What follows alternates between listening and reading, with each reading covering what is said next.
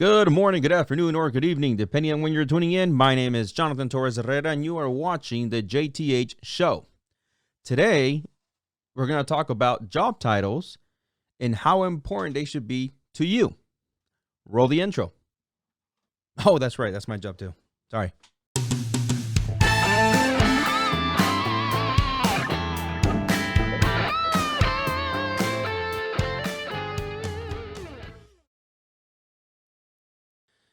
I have to do everything around here.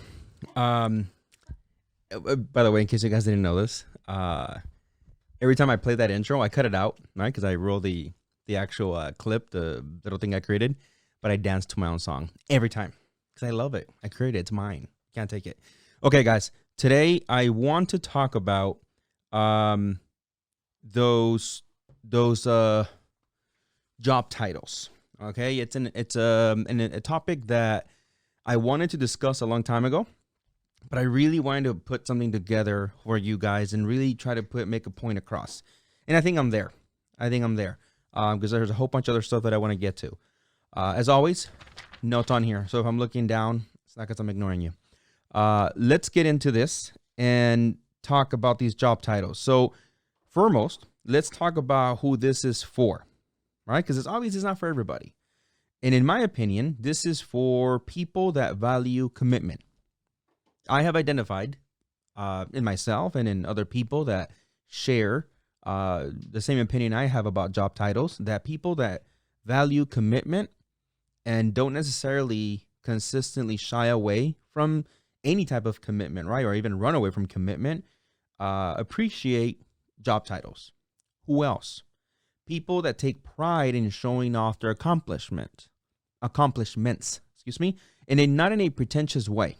I'm not talking about, those people are showing off and are kind of just, doing it to put other people down. No. These are rather the people that want to help others follow in their footsteps or do better than them. All right. You can say, is it like you, JT? Yes, I would tell you yes. That's actually someone like me. For their kids, for people that look up to them, people on YouTube, you that are watching me right now, that's who people that I'm referring to that like to show off those accomplishments. And then people that have a strong sense of ambition for climbing that ladder of success that I've spoken about before. A person that understands that you don't get to the top just by jumping and getting there and by, someone just giving it to you. I mean, you can argue, hey, there are some people that have, done it in life, quote unquote, and it's because they were born into it. Well, obviously, I'm not referring to those people. Focus. I'm referring to those, to the individuals that understand that there are steps, right, that you have to take in order to get to wherever you want to go. So that's kind of the characteristics of someone that I feel that would understand the topic that we're going to get into, right? Job titles. So if you're like, oh, I don't qualify for any of those, then you're going to get bored, but you can still keep watching. So to move on, I also have a couple bullet points on here as to why I feel that there are so many individuals out there that are getting fed a whole bunch of negativity, right? From people that are almost like infecting them with this crappy mentality of putting down the whole idea of job titles. Okay, so let's start with the fact that I have identified some of these individuals, and like me, you know how I am, right? At this point, if you've been watching me for the last 6 videos, which are a lot of videos, we have a big milestone between you and I now. You know that I like to put titles and kind of like identifiers for things, right? No pun on the whole title thing that we're doing today, but I like to do that, right? Because it helps me kind of separate, certain individuals and problems, and that's just how I fix things. So for this is no exception. So today we will discuss the cool kids. The cool kids, in my opinion, are those individuals that have, and I've heard them, by the way, personally, will say things like, oh, job titles, who needs them? Whatever. I don't need somebody to validate, how good I am at my job. They say it almost like in a bragging way. That to me is, the cool kid, right? I think they're doing it literally just to, I don't know, someone told them that once and they heard it in a movie maybe, I don't know. And Now they just, say it in a very like, oh, I don't need that. Whatever. Cool. The liars and the haters. These are a big group. These individuals are the sometimes supervisor or plus, and when it comes to like people in charge that will tell other upcoming employees, oh, we are fresh out of supervisor spots, lead spots, or why would you want to be a lead? Why would you want to be a supervisor? Do you really want that pressure? Bob, you're fine where you are, Bob. And you might say, no way, dude. There's no way someone says that. Yes, I've heard it in different jobs. Like I can't say, oh, it was at Cox again. I don't want to pick at them over and over. No, I've heard it at different industries and different jobs. I heard it from family members.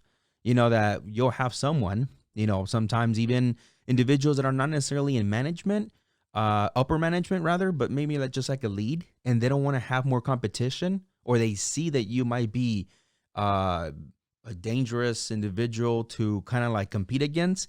And then they're just like, oh, why would you want to? Do you want my life? You don't want my life. You don't want my life. Stay where you are.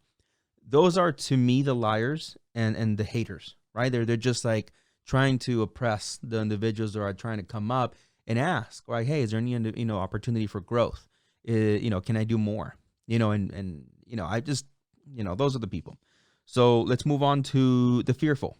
These are more relatives. It's a little sad. A lot of times it can be parents, guardians that will say, something similar as the liars and the haters, but they don't mean it in a sort of like hater way, right? No, they're more worried about you, and they might tell you things like, that's a big responsibility, Bob. Do you really want to do that? Like, is that what you want? I mean, look at your life now. You want more pressure? You want more this? And they almost feel like they know you, right? Like whatever they attribute to themselves also applies to you. It must apply to you because you guys are related, right? And I just what I see when it comes to like the fearful group, right? When it comes to these titles. Okay. And then finally, the lazies. Oh my, it's insane and sad how many people I know like this, that they don't even have a reason. They just don't want to try. And then any conversation around, job titles, promotions bores them. They might even yawn at the idea. And then, for that, and for that, they'll like completely, almost like, act condescending kind of when you're kind of excited about talking about promotion or, that you're seeking or you're thinking of going after, and that's because they're just lazy. They don't really have a motive of like they're too scared or they're just being haters. No, they're just lazy. They don't want to do anything with their life, and they're just, comfortable. They're complacent in a way, and, good for them if that's what they want for their life. I'm actually not knocking on that. If that's what you want for you, that's what you want for you. But all these individuals that I just mentioned, right? The cool kids, the liars, the haters, the fearful, the lazies, they can stay in their own bubble if they want to, as long as, in my opinion, they don't infect those upcoming people, maybe like you, that you're looking to get the next promotion, that you're looking to perhaps, if you are in a position already of management, get that next maybe senior director or senior manager position. It's not a huge promotion, but it's a step up, right? But you'll have these individuals kind of like keep pushing you down or keep you down. So that is why I am primarily doing this, because I'm tired of it. I'm tired of hearing it in different circles that I, socialize in. I say it all the time to people in person. I'm like, if that's what you want for yourself and you feel that you're up for the challenge, go for it. Yeah, I know, but I was talking to, I won't say his name, but I was talking to my mom, and, it is a lot of responsibility, and I guess, it is more money, but stop. If you want it, if you feel up for the challenge, if you feel that's something that you can do, then you should do it. Then you should go for it. Simple as that. Okay. So that's kind of why this whole thing was sprung up. I'm a big believer. I do it to my teammates all the time. I ask them, what do you want to do? Oh, I want a shot at being a supervisor. I've been in the position where if I feel that person has been with me long enough and I feel that they're capable of, after like something a little bit formal, I'll give it to them. I'm like, okay, go ahead, run with it. You are officially our lead. Sometimes I'll get people and they'll be shocked, like, holy shit, like, oh my God, for reals? Yeah. Go ahead, man. Like, prepare the next meeting, show me how you would prepare it. I'll throw them right in there. I'll guide them, of course, but I'll throw them right in, because if they want an opportunity, I want to be that person that gives them the opportunity. My company is not a $1 million company. No, it's not a $1 million company, but if you want it, it's not about the money. It's if you want the responsibility and you want to learn, I'll give it to you. Right. And that's what I hope that this will accomplish, right, with people. So let's move on to some examples that I prepared for you guys. Right. And why does this matter? Let's consider the fact that, first of all, at one point or another, you might need to change a job. You might want to change a job. You're going to interview. You're going to have to interview. It's just, it's how we get jobs, right? Most of us, at least. And when you go up to the person or persons or the individuals, right? Whoever, sometimes it's a group of people that will interview you, maybe once, twice, 3 times, who knows? It's not just about like, oh, I can do this, I can do that. I have all this crazy knowledge. In my opinion, when I interview people, and I do that a lot now, I want to know how much the previous company trusted you with responsibility, and I usually gauge it based on your last title. Now, you can argue and say, well, what if they just make it up, JT? What if the previous company was so small, everybody's a supervisor? Fair. That's fair. And that's why I do my background checks, and that's why I do, I call, the previous employer, and I, try to get some information, see if it's true, of course. But I want to know that individual, prior to coming to me and asking for a job, already aimed high wherever they were. And if they're coming to me now, even if they got fired, hey man, listen, we all make mistakes. You've made mistakes. I've made mistakes. Shit happens, right? So if they came to me now, sure, I'll be wary of, hey, what kind of got you fired before? But that doesn't apply here. I mean, it's a new job, a new start, right? Otherwise, there would be so many more people unemployed. If because you got fired, you'll never get a job again. Right? It wouldn't make sense, right? Okay, so that's the first reason, the main reason, the big reason that I feel, right? If you did so much work at one employment or one place of employment, you climbed up to be a lead, maybe, or a supervisor, and you felt like perhaps there wasn't any more room to grow because of those liars and haters, right? At the top saying, just stay where you are, Bob. Stay where you are. There's no more room up here. There's just no more room. Sorry. Actually, Mary would have to either quit or die for you to get a position, higher than you are now. So Bob goes to the next job and says, hey, I was a supervisor, at X company, and I feel that I can come in and do a job because it's very similar in nature. Maybe it's literally the same thing, just different company. And, I can do that, or maybe more, right? If you guys are looking for maybe a director level, I am up for the challenge. I've seen it happen. It will, people will progress that way, right? There will be the right person sitting. You will say what you need to say, the right things, and they'll open the doors and say, okay, go for it, right? So that's why they matter. Now imagine Bob at the previous place was the cool guy. I don't need titles. I don't need this. I just know I can do it. Well, because of raises without titles, he, came up to make, I don't know, $25 an hour, $35 an hour, pick the number. Company goes under, company gets sold, or Bob gets fired. Bob goes to the next job. Oh, I can do all this crazy work, and I was the best at my previous employment, and blah, blah, blah, blah, blah. I want $30 an hour. No, we start people at 10, 15. You can say, well, Bob can go somewhere else. Yeah, Bob can go somewhere else. But what if, because of the fact that the person interviewing also values titles, and I'm going to tell you this right now, most of the people that I know that are directly involved in hiring are looking for the titles. They want to know how much you strived for at the previous job. So here Bob comes with no title. He's going to start again at $10 an hour or 15, or at the bottom, whatever the bottom is considered, right? Per state, per country, wherever you're at. Or he's going to have to keep searching, right? And that can also hurt you in the long run, right? I mean, if you can't find a job after a year and I've known people that struggle for a few months, that title, man, that title could have made a difference. And you say, well, maybe not, maybe not. But I guess if you believe that it won't, you'll never know. And I wonder where you are now. Okay. So let's move on to a couple examples. Okay. Oh, wait, before I move on to the examples, I just noticed here. By the way, here's something that I challenge you guys to do. Go look at LinkedIn. And if you know what LinkedIn is, you need to Google it. Google is your friend. And if you are in business, by the way, or if you are serious about forming your career, your ass need to know what LinkedIn is. Okay? Put Instagram down, TikTok and Facebook and everything else, and go download LinkedIn now. Okay. So if you go LinkedIn, you will notice that there is a ton of people, right? Almost everyone that I know today personally, I will look at their LinkedIn and I'll notice how over the years they climbed, because LinkedIn is like a resume social media app if you're not familiar with it, or you're not very familiar with it. Maybe you've heard about it. It's not just, it's a business app. It's not just a business app. It's almost like a way for you to have a public resume live at all times. And, in combination a little bit with like Facebook-ish, where you can post business-related things, career-related things.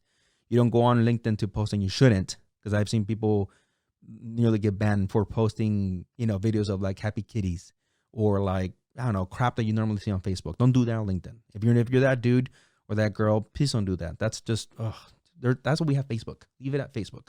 Okay. So you go on LinkedIn and you check random people. Click on random people. Who cares? Yeah, maybe they'll be told that you look at their profile. Who cares? Open their profile and you'll notice.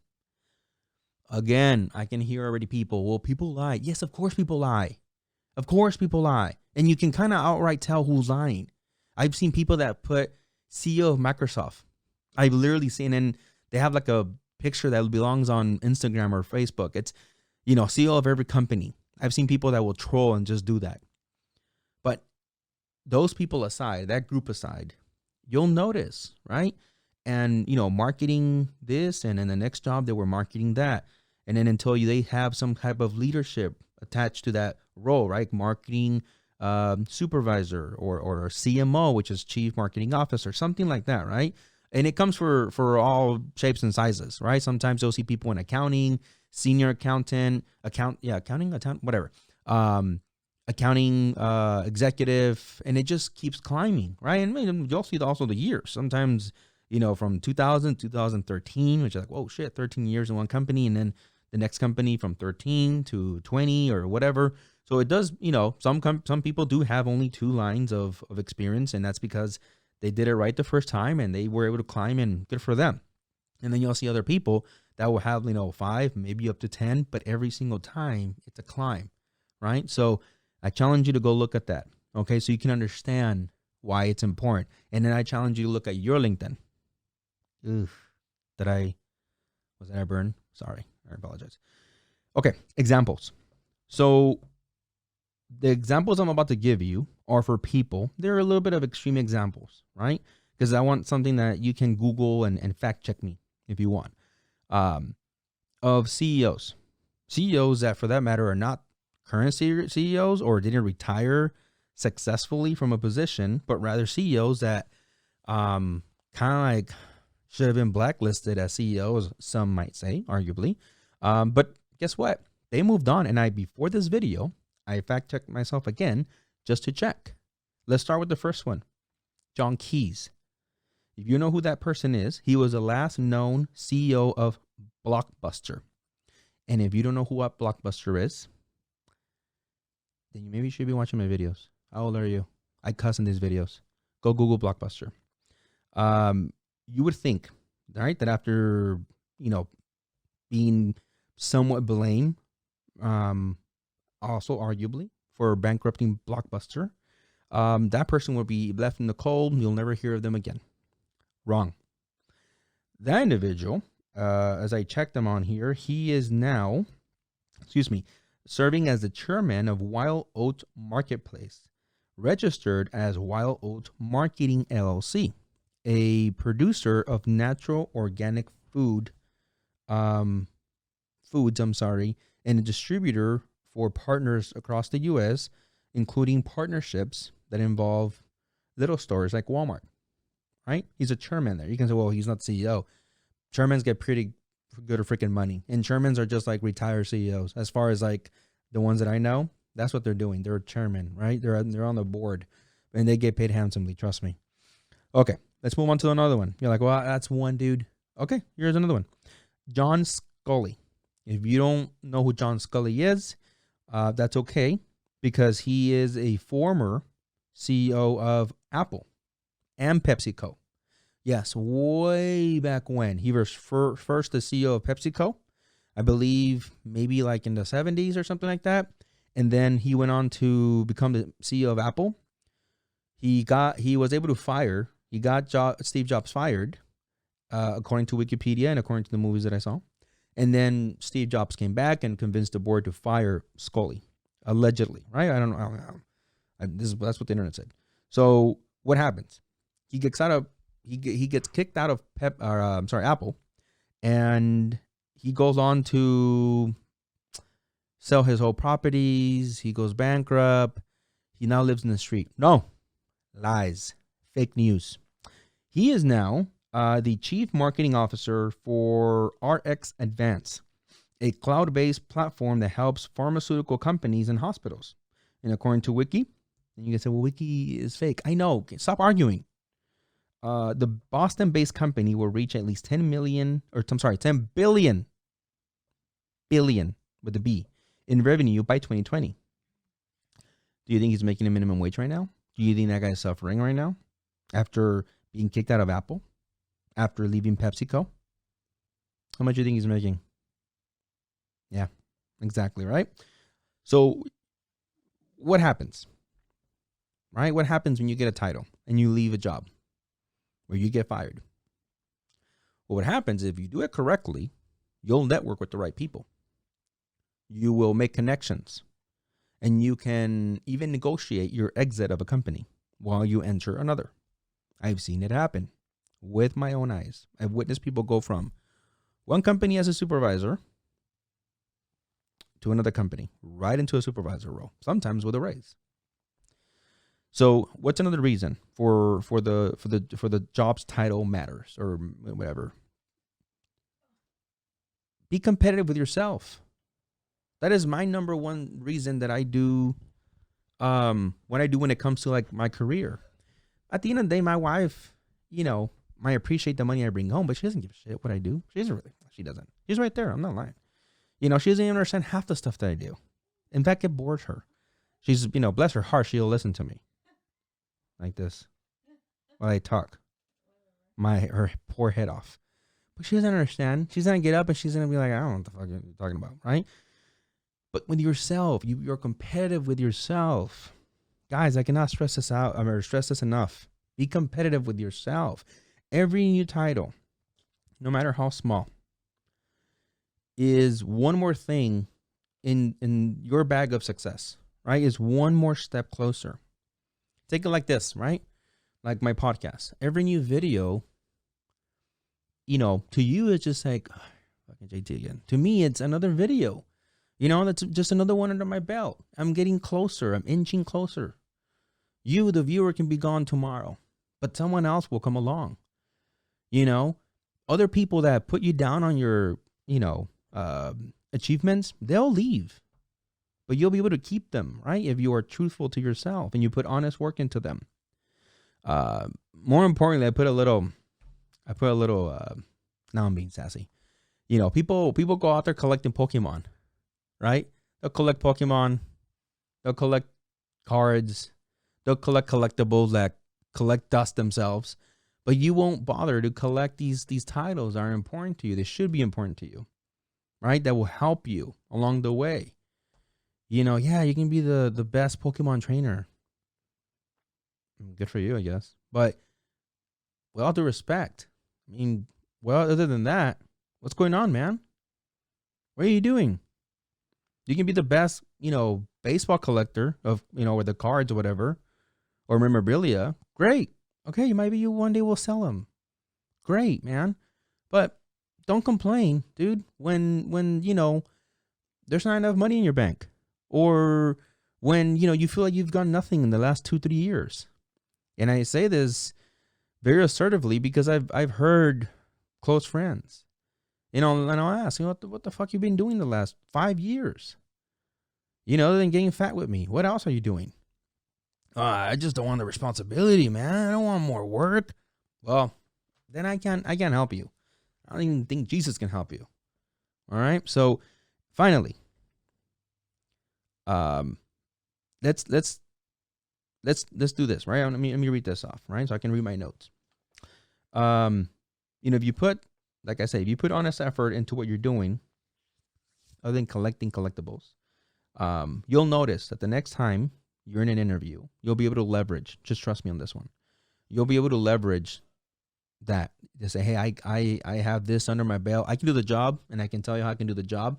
In the previous position, I was in charge of this.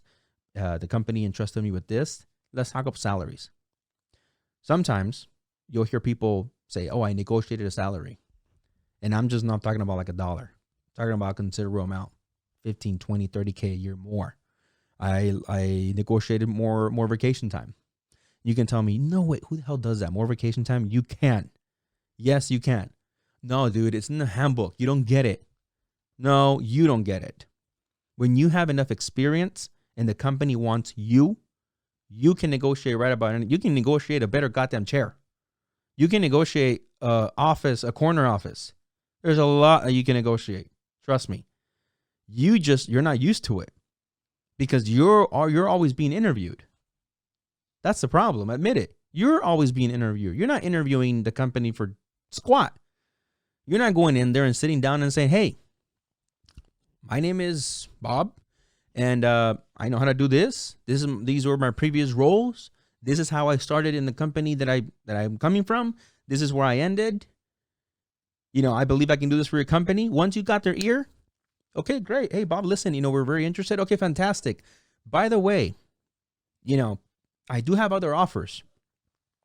I'm interested in knowing if company, whatever the company Bob is interviewing, can do this for me. I'm interested in knowing if the company is willing to provide this for me in addition to you know, the salary or whatever you already agreed to. When was the last time you had that leverage? And if you tell me, because you don't, yes, you do. Sorry, I answer my own questions because I hear people all the time. I'm sorry. I don't mean to yell at you. I'm sorry. I apologize. That was rude. Okay. So lastly, I want to update you guys on the fact that I'm going to do a video response, my first video response, for a guy that left a comment saying, hey, what do you do when you work at a location that the higher ups are always telling people, right, frontline employees, go figure it out, blah, blah, blah, go figure it out. God, I have so much to say about that. So it is a split. I have done it. I would be lying if I say that I haven't done it. And many times I was wrong. And now, where I am now, I can say I was wrong. There is a way. Other people that are just lazy, yes. Other people that are just trying to just, you know, kind of like draw out a project and always asking for questions, yes. But it doesn't mean that everyone's like that. It doesn't mean that everyone should be told, go figure it out, because it's easier for you as a leader. But I'm getting ahead of myself. We will talk about that on the next video. For today, that is all. Leave your questions, comments down below. It gives me something to do, to look at them. You like my video, I'll like your comment, see how it's an even exchange. I will promote you to liking this video, subscribing. And then that's it, guys. Until next time, take care of yourself. See ya.